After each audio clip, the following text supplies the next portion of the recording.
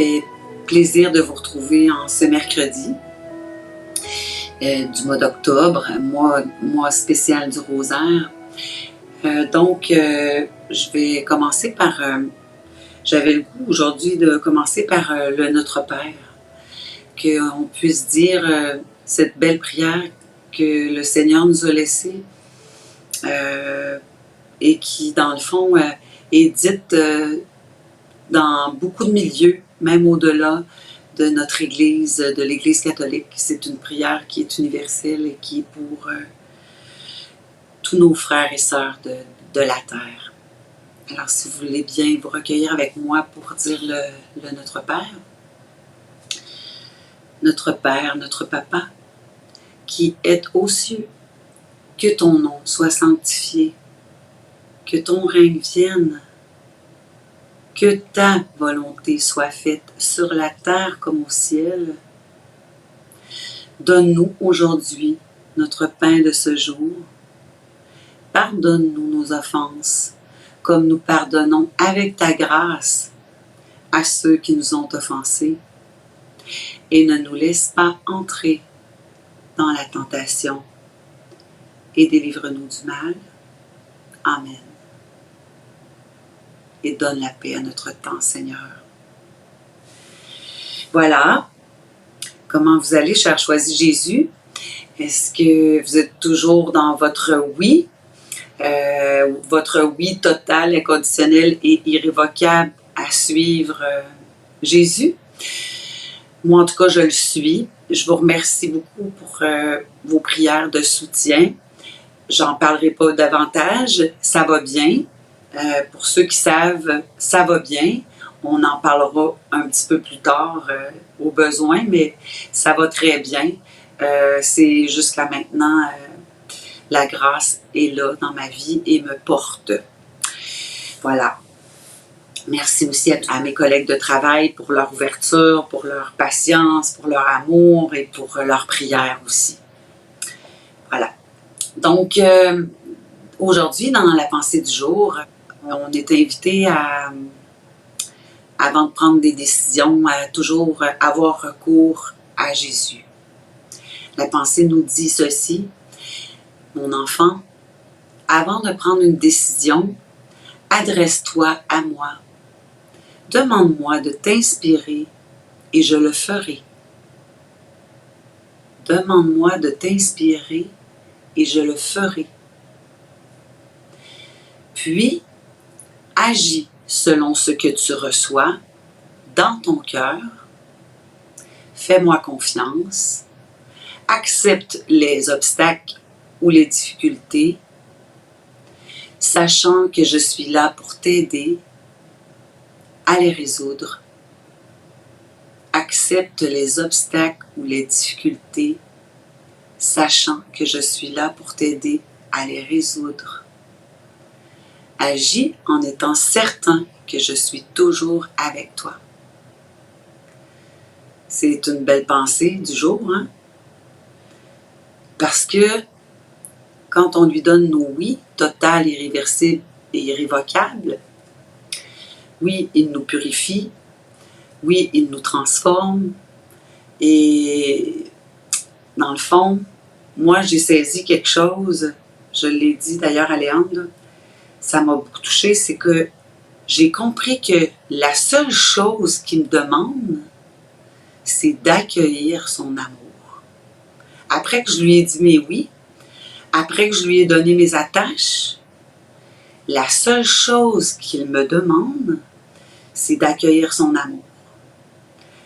Alors, quand les choses reviennent ou remontent, je lui offre et j'accueille son amour, puis il m'aide à traverser ce que j'ai à traverser pour sa plus grande gloire. On va revoir un petit peu le récapitulatif de la semaine. Donc, Léandre, jeudi dernier, nous a entretenus sur un titre qui dérange peut-être, mais qui en même temps a son importance, sur les bienfaits de la pandémie. En fait, sur les bienfaits qui peut y arriver à travers toutes les tribulations qu'il peut y avoir. Il nous rappelle l'importance du rôle que Maman Marie a, qu'elle a à jouer ces temps-ci et que le Père l'a choisi vraiment pour préparer nos cœurs, pour accueillir Jésus dans sa gloire. Anicia nous a entretenu sur un titre « La puissance de la prière des tout-petits ». Puis que c'est vraiment par le biais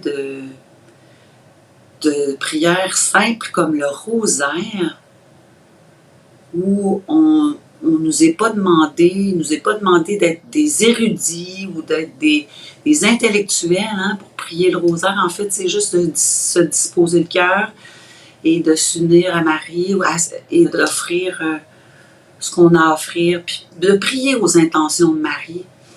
Et qu'il y a vraiment des grandes grâces à travers la prière du rosaire qui peut être accordée à l'humanité entière. Elle nous invitait à accueillir notre impuissance et notre petitesse. J'ai beaucoup aimé aussi quand elle a dit que la prière nous garantit la connexion avec Dieu. Il faut laisser Internet pour aller dans la prière, pour se connecter à Dieu et de demander au Seigneur la grâce qu'on puisse se connecter à lui, puis de faire de notre vie une prière. Même quand on ne sait pas quoi dire, même quand on n'a pas de mots, puis même quand c'est trop dur, que notre vie devienne prière. Il y a eu un chant qui a été fait là-dessus, que ma vie soit prière. Et que nos silences deviennent prière aussi. Merci Léandre, merci Anicia pour vos beaux enseignements. Léandre, dimanche, qu'on retrouvait aussi par l'enseignement du dimanche avec Kevin, qui intervient avec nous tous, c'était « Laisse-toi imbiber de mon amour ». Kevin nous a relu le message complet, puisque je retiens là, de ce qu'il nous a dit aussi, c'est que la mission première, c'est de se laisser transformer. La mission première du chrétien, c'est de se laisser transformer afin de laisser passer l'amour. C'est tellement simple que ça prend du temps à le comprendre. Moi, en tout cas, ça m'a pris du temps à le comprendre. Il me semble que je commence juste à saisir la beauté et la grandeur de ça.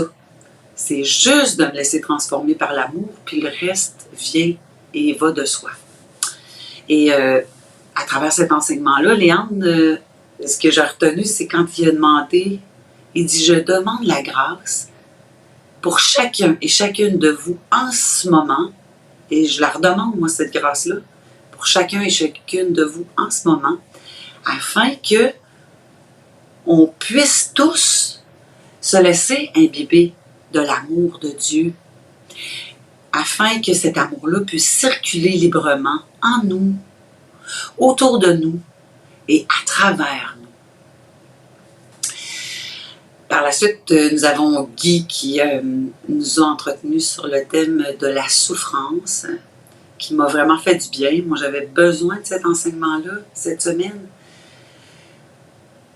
Il nous a parlé des différentes nuances dans la souffrance et que, entre autres, il nous a vraiment démontré les choses clairement, les différences, les nuances entre la déprime, la dépression, mais que ça nous fait baisser les bras et que ça nous conduit dans l'immobilisme. Mais que quand on vit notre souffrance, qu'on l'accueille, qu'on l'offre, bien, on avance avec notre souffrance. Je l'expérimente, moi, ces temps-ci. Alors, il nous a invités aussi à nous questionner sur comment que je me comporte quand une souffrance arrive dans ma vie. Quelle attitude j'ai?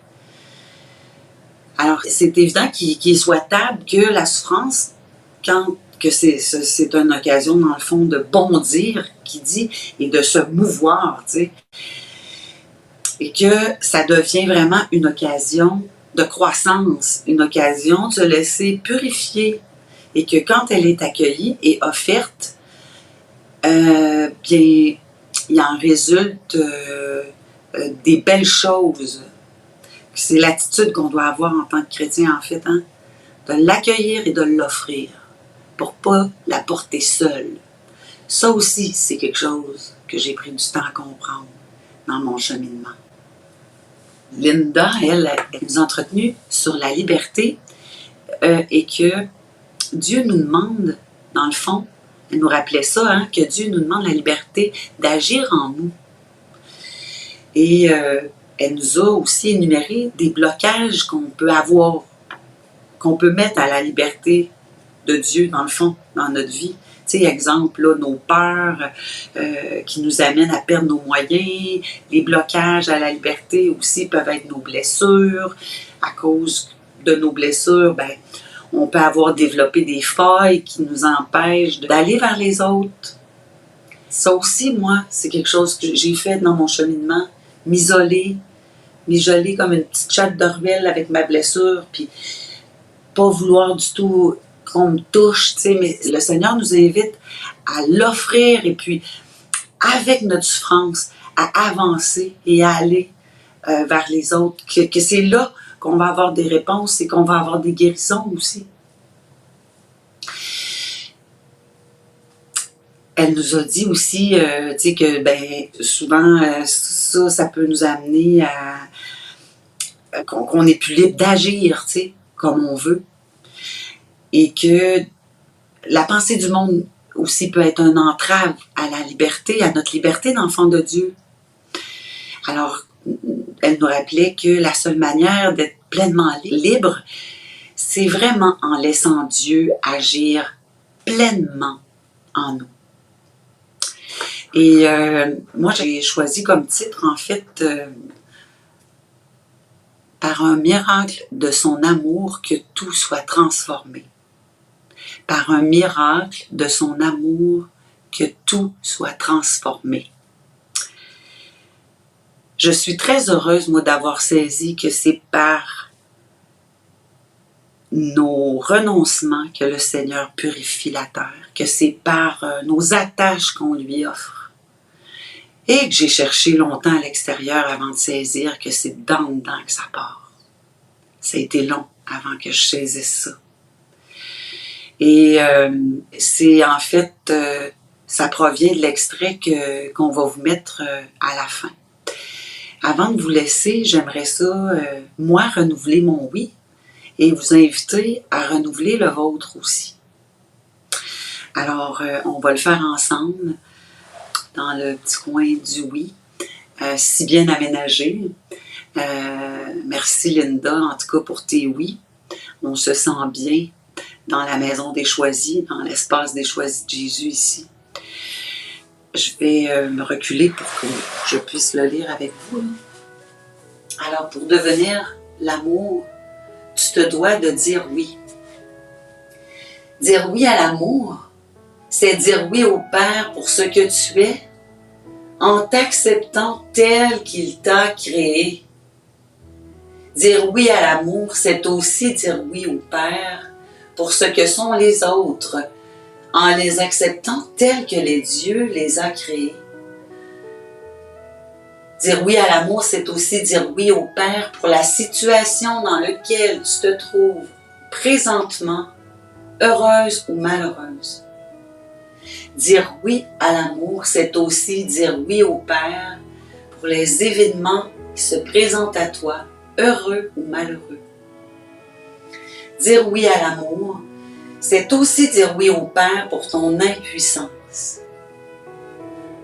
Dire oui à l'amour, c'est aussi dire oui au Père à te laisser transformer. Dire oui à l'amour, c'est aussi dire oui au Père à te laisser dépouiller de tout ce que tu as accumulé de bagages, bagages intellectuels, bagages de connaissances, d'influence, d'images, de réputation, de biens matériels et même de bonnes relations d'amitié. Enfin, dire oui à l'amour, c'est accepter qu'une seule chose soit importante, la volonté du Père, et reconnaître que tout le reste est sans importance Et il le dit 3 fois, sans importance, sans importance. Tout le reste est sans importance. Heureux es-tu de redonner ton oui, d'accueillir l'amour, de devenir l'amour. Follement, je t'aime.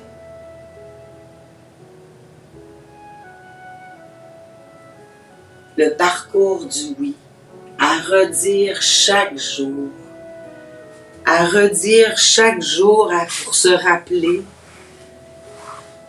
pour se rappeler que le Seigneur va tout accomplir en moi si je lui donne mon oui.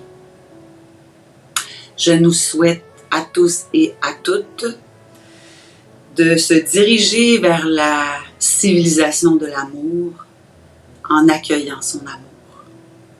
Je vous souhaite une belle fin de journée et venez retrouver Léandre demain.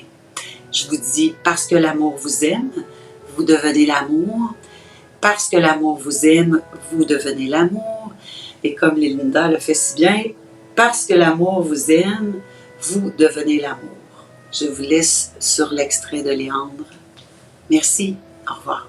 Dis, accepte les fermetures de ton cœur pour les offrir au Père, afin que de sa main de Créateur, il vienne changer ces fermetures en de grandes ouvertures, permettant aussi à son amour de circuler librement dans son cœur.